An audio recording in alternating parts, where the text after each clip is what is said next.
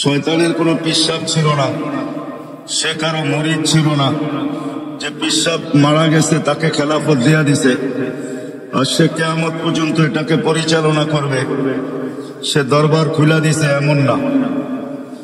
তার মনই তাকে বিরোধিতা করে, তার মনই তাকে গোমরা করছে। ঠিক আমাদের ভিতরে কিন্তু আমাদের একটা মনও আছে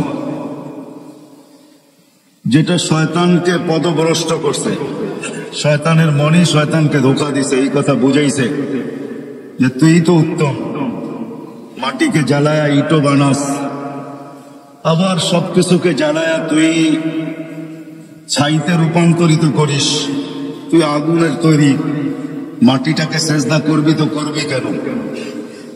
তার বুঝে আসছে, যুক্তি দিয়ে তাকে বোঝাইছে, যেরকম আমরা এখন যুক্তি তর্ক দিয়ে বুঝি। সবাই মনে মনে ভাবে, কথাগুলা শুনি, ভালো লাগার পরেও অনেকজনে এই কথাই বলবে যে আমাদের বিবেক বুদ্ধি বিদ্যা কি কম আছে নাকি? আমরা জেনারেল শিক্ষায় শিক্ষিত আর হুজুররা হলো ধর্মীয় শিক্ষায় শিক্ষিত, অথচ সে কোনোদিন তাকায় দেখে নাই যে ডিকশনারিতে জেনারেলের অর্থটা কি লেখা আছে। ডিকশনারিতে জেনারেলের অর্থ লেখা আছে সাধারণ শিক্ষা। সাধারণ জিনিস নিয়ে যে গৌরব করা যায় না, এটা আমাদের মাথায় নাই। বিদায় আমরা বইলা বেড়াই আমরা কি শিক্ষিত কম নাকি? বরিশালের থাকলে তো বইলেই বসবে, মুই কি কম বুঝি, মোরে বুঝাই দিবে। তো বিদায় যুক্তি তর্ক দিয়ে শয়তান বুঝাইছে, মন বুঝাইছে শয়তানকে যে তুই উত্তম। এই জন্য সে সৃষ্টি যদিও আল্লাহর পাওয়ার সম্বন্ধে আমাদের চেয়ে শয়তান 1000 কোটি গুণ বেশি জানে। কেন সে দীর্ঘ একটা সময় আরশের নিচে ছিল, 30,000 বছর টানা আরশের নিচে ছিল, শুধু আরশের তওয়াফ করছে। বিদায় তার অভিজ্ঞতা জ্ঞান অনেক বেশি, কিন্তু সে মনের কাছে মার খায়া গেছে। বিদায় শয়তানও আমাদের সাথে আসছে, মন তো আছেই আছে। এই জন্য আল্লাহ রসুল কোন পর্বে বলছিলেন যে তুমি যদি মনের উপরে 1 পা দিতে পারো তাহলে আরেক পা তোমার আমি জান্নাতে দেওয়া দেব। যদি মনের উপরে 1 পা দিতে পারো তাহলে আরেক পা তোমার জান্নাতে হবে। কিন্তু এটা পারাটা বড় কঠিন, পারাটা বড় কঠিন, এত সহজ না। এই জন্যই হাদিসে শব্দ আছে, আলা ইন্নান নারা সাহলুন, জাহান্নামে যাওয়া অনেক সহজ, জান্নাতে যাওয়া এত সহজ না। আলা ইন্নাল জান্নাতা হাসানুন বিরুওয়া, জান্নাত বড় উঁচা, বড় চূড়ায় চড়তে হবে, চড়তে চড়তে চূড়ায় পৌঁছতে হবে, তারপরে জান্নাত মিলবে। আর বলছে জাহান্নাম সহজ, আলা ইন্নান নারা সাহলুন, জাহান্নাম সহজ, আলা ইন্নান নারা সাহলুন, জাহান্নাম বড় সহজ।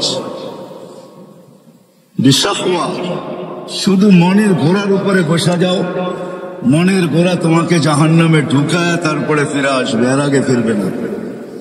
তোমাকে কিচ্ছু করতে হবে না। বিদায় ধৈর্য সহকারে ধ্যান দিয়ে শুনবো, তাইলে কথাগুলো বুঝে আসবে। আর যদি আজকে বুঝে আসে তাহলে করা সহজ হবে। এটাই আমার আলোচ্য বিষয়ের প্রথম হেডলাইন ছিল, এটাই যে আল্লাহ আমাদেরকে যা কিছু দিছেন, অস্তিত্ব বলেন, যার কাছে যা আছে, যুবকের কাছে যৌবন আছে তো এটা আল্লাহকে পাওয়ার জন্য। আমি এক একটার উদাহরণ দেব। যুবককে যৌবন দিছেন আল্লাহ পাওয়ার জন্য। যদি আল্লাহ পাওয়ার জন্য যৌবন না দিতেন তাহলে আল্লাহ এতগুলো পুরস্কার কোনোদিন ঘোষণা করতেন না। আল্লাহ যুবককে আগেই শোনায়া দিয়েছেন, তোমার যৌবন আমাকে পাওয়ার জন্য। পাইলে কি হবে মালিক? তোমার জন্য এখন থেকেই আমি আরশের নিচে গ্যালারি বানাইতে শুরু করব। নর্মাল গ্যালারিরা, super deluxe gallery, normal gallery না, স্টুডিয়ামে নর্মাল গ্যালারিও থাকে, আবার সুপার ডিলাক্সও থাকে। সুপার ডিলাক্স যেটা হয় ওটার ভিতরে চেয়ারও আলাদা, এসিও লাগানো থাকে, দেখতে অসুবিধা হইলে প্রজেক্টরও থাকে। কি বলেন, বুঝাইতে পারতেছি?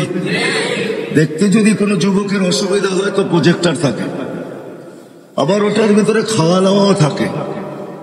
একটু পর পর জিজ্ঞাস করে চা খাবেন, একটু পর পর জিজ্ঞাস করে পানি লাগবে, কেননা খাদেম থাকে তো, কেন সুপার ডিলাক্স ওরকম টিকিট নিয়ে ঢুকছে, বিদায় ওটার ভিতরে সমস্ত ব্যবস্থা থাকে।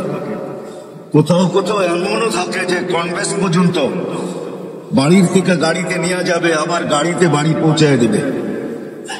আবার এদের জন্য সিকিউরিটিও থাকে, এদের গেটও ভিন্ন থাকে। এরা সাধারণ গেট দিয়ে ঢোকে না, এদের জন্য গেটই ভিন্ন।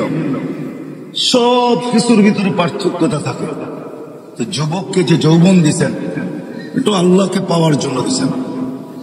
এই জন্য আল্লাহ ঘোষণা দিছেন, যুবক যৌবন আমাকে পাওয়ার জন্য, নাইলে তোমাকে আমি যৌবন দিতাম না। আমরা ভাবি যৌবন মানে অন্য কাজের জন্য দিছেন। না না না না, বাহিরের লাউড স্পিকার খোলা, বিদায় এত কথা ইঙ্গিতে এত কথা বোঝানো যাবে না, নাইলে চোখে আঙ্গুল দিয়েও বোঝানো যেত।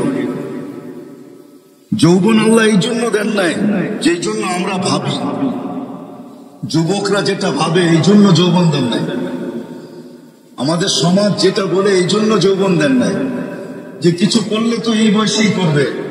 প্রবাদ বাক্য আমাদের আছে সচরাচর, মা বাবাও বইলা বেড়ায় কখনো কখনো যে যুবক তো এই বয়সেই তো কিছু করবে, ঠিক না? এই বয়সে যৌবন কিছু করার জন্য দেন না, আল্লাহকে পাওয়ার জন্য দিয়েছেন। এই জন্যই আল্লাহ বুঝাইতে চাইতেছে, যুবক তোমার যৌবন আল্লাহকে পাওয়ার জন্য। তুমি আল্লাহকে পাওয়ার জন্য যৌবন দিছি, তো ঘোষণা দিতেছেন তুমি আল্লাহকে যদি পাওয়া যাও তো তোমার জন্য আমি আজকের থেকেই শাবুন নাশা ফি ইবাদাতিল্লাহ সাবআতুন ইয়াযিল্লুহুমুল্লাহু তাহতা যিল্লি ইয়াওমা যিল্লু শাবুন নাশা ফি ইবাদাতিল্লাহ। আল্লাহ বলতেছেন তোমাকে আমার আরশের নিচে কিয়ামতের দিন সুপার ডিলাক্সে আমি জায়গা দিব। শুধু ডিলাক্স না, সুপার ডিলাক্স। তোমার জন্য এই গ্যালারি তৈরি হবে। যুবকের যৌবনও আল্লাহকে পাওয়ার জন্য, রূপসীর রূপও আল্লাহকে পাওয়ার জন্য।